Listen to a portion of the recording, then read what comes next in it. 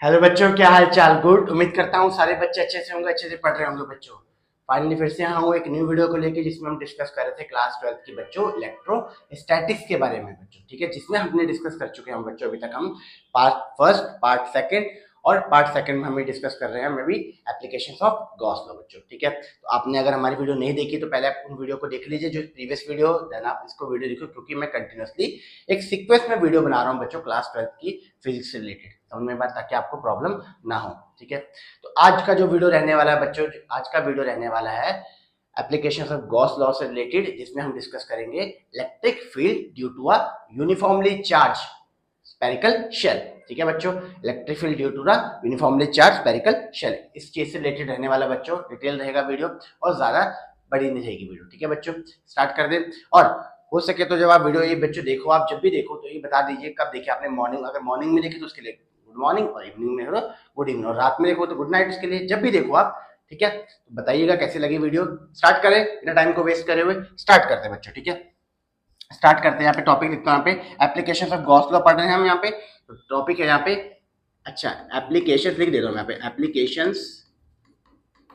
Applications of Gauss law में हमने बच्चों जो डिटेल में डिस्कस कर लिया वो हमने कैलकुलेट करा। Electric field due to a point charge, electric field due to a line charge, electric field due to a infinite plane sheet. इसमें सिंगल शीट भी डिस्कस करी थी हमने, डबल शीट भी डिस्कस करी बच्चों। ठीक है, आज डिस्कस करेंगे एप्लीकेशंस ऑफ गॉस लॉ में, एप्लीकेशंस ऑफ गॉस लॉ में डिस्कस करेंगे बच्चों आज हम electric field due to a electric. बहुत इंपॉर्टेंट है बच्चों ये बोर्ड के पॉइंट ऑफ व्यू के हिसाब से, बोर्ड के पॉइंट ऑफ व्यू के हिसाब से बहुत इंपॉर्टेंट, चाहे आईएससी वाले बच्चे हों, चाहे सीबीएसई वाले बच्चे हो, चाहे स्टेट वाले बच्चों के लिए। ठीक है, तो इलेक्ट्रिक फील्ड पहले समझ लेते क्या है, फाइंड क्या करना है। Electric field due to a uniformly charge, uniformly charge thin spherical shell. कहाँ कहाँ फाइंड करना वो पहले बताता हूँ। शेल बेसिकली बोलते हैं किसको, जो बेसिकली बच्चों अंदर से होलो हो। कैसे बनाओगे आओ समझते, पहले इसको थोड़ा समझ लेते कैसे ये बनाया मैंने यहाँ पे, बता तो फिर कैलकुलेट कहाँ कहाँ करना आपने, पहले समझ लो पहले क्या है। बात करूँ मैं, ये शेल ड्रॉ करा मैंने यहाँ पे सेंटर पे एक प्लस क्यू चार्ज है बच्चों, सेंटर पे क्या है, प्लस क्यू चार्ज है। और आपको जो कैलकुलेट करना है इलेक्ट्रिक फील्ड, आपको 3 पॉइंट पे कैलकुलेट करना है। एक सबसे पहले पॉइंट ये दे देता हूँ मैं, एक point A outside the spherical shell, दूसरा आपको करना है सरफेस पे बी, और तीसरा आपको फाइंड करना है सेंटर पे। समझ में बात, तो ए पे कहाँ फाइंड करना है आपको, आउटसाइड द स्पेरिकल शेल। ठीक है, अच्छा ये चार्ज सेंटर पे नहीं बच्चों, चार्ज कहाँ पे है, क्योंकि सिंपल सी बात है, जब आप चार्ज देते हो आप इसको शेल को, जब आप चार्ज देते हो ना, चार्ज क्या होता है, सरफेस पे डिस्ट्रीब्यूट होता है। चार्ज कहाँ होगा, सरफेस पे, प्लस क्यू चार्ज डिस्ट्रीब्यूट है सरफेस पे। आधी बात समझ में, प्लस क्यू चार्ज। तो आपको फाइंड क्या करना है, एक ए पॉइंट, एक बी पॉइंट और एक सेंटर पे सी पॉइंट पे कैलकुलेट करना है। समझ लो मैं क्या कह रहा हूँ। जब आप क्या करते हो, एक स्पेरिकल शेल को चार्ज देते हो तो वो चार्ज जो है वो सरफेस पे डिस्ट्रीब्यूट होता है बच्चों, इसके सरफेस पे, अंदर नहीं जाती, क्योंकि अंदर तो होलो होता है, रिंग की तरह बिहेव करता है ये। ठीक है, जब आप चार्ज देते हो इसको स्पेरिकल शेल को तो इसके सरफेस पे डिस्ट्रीब्यूट हो जाता है। ठीक है, आज तो हमें कैलकुलेट क्या करना है, एक तो आउटसाइड ए पे, एक सरफेस पे कैलकुलेट करना है सी पे, एक आउटसाइड द स्पेरिकल शेल, एक करना आपको सरफेस पे, और थर्ड आपको फाइंड करना है इनसाइड, अंदर की तरफ फाइंड करना है, inside the spherical shell, spherical shell. ध्यान से देखना बच्चों, बड़ा इंपॉर्टेंट है यहाँ पे। तो फर्स्ट पहले फाइंड करते हैं यहाँ पे क्या, समझे पहले डेरिवेशन क्या है, हमें क्या करना है, एक आउटसाइड द स्पेरिकल शेल ए पे फाइंड करना है, एक सरफेस पे फाइंड करना है। अच्छा मुझे एक बार बताओ जरा, इसकी रेडियस में बच्चों यहाँ पे कैपिटल आर मान लेता हूँ, रेडियस कैपिटल आर, और यहाँ से लेके जो यहाँ तक की डिस्टेंस है बच्चों, ये पूरी ये डिस्टेंस मान लेता हूँ मैं, इसकी डिस्टेंस मान लेता हूँ आर, कितनी मान लेता हूँ इसकी डिस्टेंस, आर मान लेता हूँ। थर्ड मेरे पास सेंटर से इसकी डिस्टेंस क्या मान लेता हूँ, स्मॉल आर मान लेता हूँ। अगली बात समझ में, ठीक है। होता क्या बच्चों, अब आपको सबसे पहले क्या करना पड़ेगा, अगर आपको यहाँ पे आउटसाइड निकालना पड़ेगा, सबसे पहले आपको क्या करना पड़ेगा, आपको पता है पॉजिटिव चार्ज से इलेक्ट्रिक फील्ड लाइन जाती है, इलेक्ट्रिक फील्ड लाइन जाएगी तो आपको क्या करना है, गॉसियन सरफेस ड्रॉ करना पड़ेगा, एक इमेजिनरी गॉसियन सरफेस ड्रॉ करना पड़ेगा। तो मैं इमेजिनरी गॉसियन सरफेस ड्रॉ कर लेता हूँ। चलो एक काम करता हूँ, इसको चलो इसी पे बनाने की कोशिश करता हूँ बच्चों, इसी पे बनाने की मैं कोशिश करता हूँ। आप इमेजिनरी यहाँ पे गॉसियन सरफेस ड्रॉ करोगे, ये इमेजिनरी आपने गॉसियन सरफेस ये ड्रॉ कर ली यहाँ पे।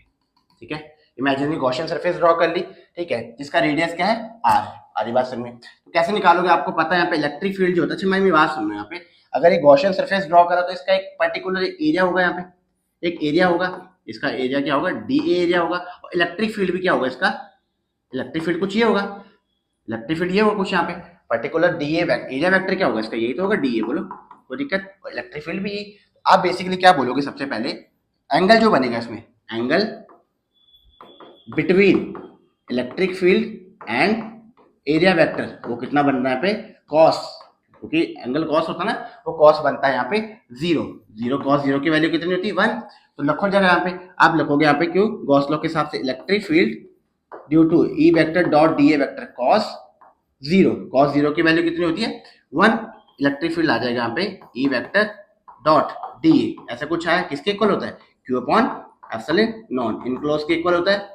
बोलो कोई दिक्कत इसमें, आरिवासन इलेक्ट्रिक फील्ड का कांस्टेंट ही, इसको बाहर कर दो यहाँ पे, और जो यहाँ पे चेंज हो रहा है उसको आप इंटीग्रेट कर दो, क्लोज साइन बना के डी कर दिया इंटीग्रेट, ठीक है। यहाँ पे लग दोगे Q enclosed upon epsilon non, ठीक है, इतनी बात समझ में। अच्छा एरिया की बात करूं तो इस सरफेस का एरिया कितना है, ए मान लो आप, इसका सरफेस का एरिया कितना है, ए मान लो, इस पे वैल्यू रखो ए, और यहाँ पे क्या आ जाएगा Q enclosed upon epsilon naught के इक्वल, इतनी बात समझ में आई आपको, इतनी बात समझ में आई आपको, ठीक है। एक काम करते जरा इसको थोड़ा शॉर्ट कर लेते, छोटा कर लेते ना, ताकि हमारे पास स्पेस बन जाए, हमारे पास स्पेस बन जाए, ठीक है।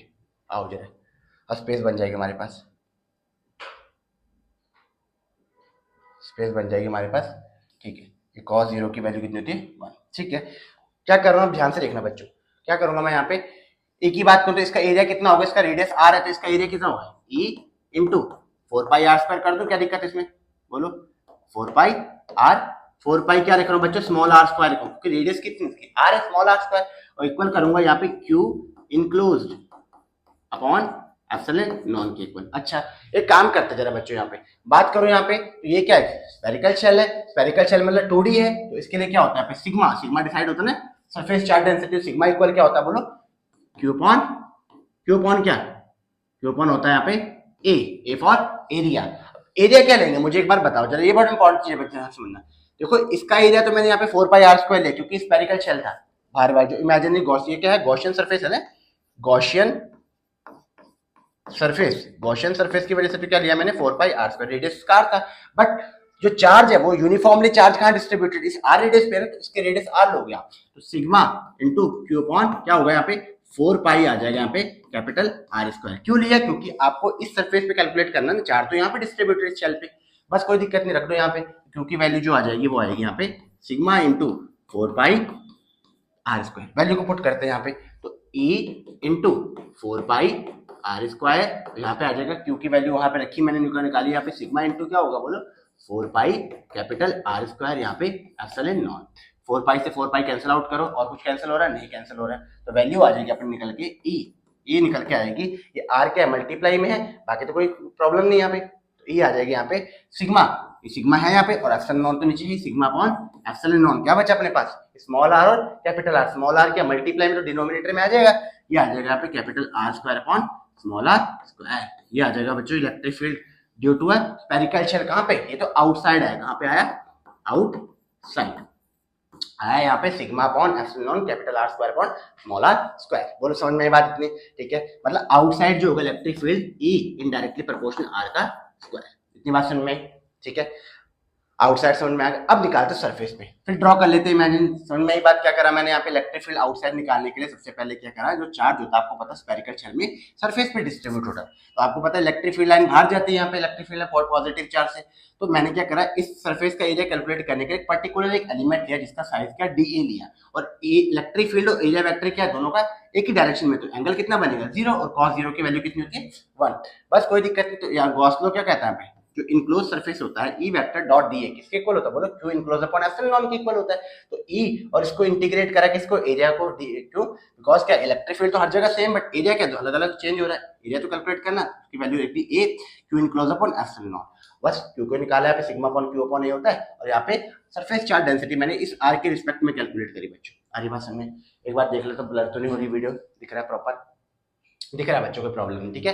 तो electric field due to a uniformly charge outside calculate कर दिया, अब सरफेस पे कैलकुलेट करूंगा बच्चों, तो फिर से ड्रॉ कर लेता हूं मैं जरा, यहाँ पे ये रहा यहाँ पे स्फेरिकल शेल, चार्ज का इस पे प्लस क्यू चार्ज है इस पे भी, ठीक है सरफेस पे, बट अब हमें सरफेस पे कैलकुलेट करना है बच्चों, आउटसाइड कैलकुलेट कर दिया, अब हमें सरफेस पे कैलकुलेट करना है, ठीक है। सरफेस पे कैलकुलेट करने के लिए आप क्या करोगे, सिंपल सा यहाँ पे सरफेस पे कैलकुलेट करने के लिए क्या करोगे आप, सरफेस पे कैलकुलेट करने के लिए क्या करोगे, बस कोई दिक्कत नहीं, जो वैल्यू आई थी ए इक्वल क्या होता है यहाँ पे 1/4 pi epsilon non Q upon क्या होती है बोलो, कैपिटल स्मॉल आर स्क्वायर होती। आप क्या करोगे, रेडियस जो इसका कैपिटल आर, इसका सेंटर से रेडियस, बस स्मॉल आर की जगह पे क्या रख दो आप, कैपिटल आर रख दो। इलेक्ट्रिक फील्ड जो आ जाएगा वो आएगा 1/4 pi epsilon non Q upon capital R square. यहाँ पे बोलो कोई दिक्कत, सिंपल सी बात है, जो रेडियस आउटसाइड था वो इस साइड आ गया रेडियस, ठीक है। आ रही बात समझ में, तो आप क्या करोगे यहाँ पे आप, अच्छा सिग्मा की वैल्यू क्या होती है, क्यू अपॉन ए, और ए की एरिया क्या होगा इसका, इस सरफेस का एरिया क्या होगा बोलो,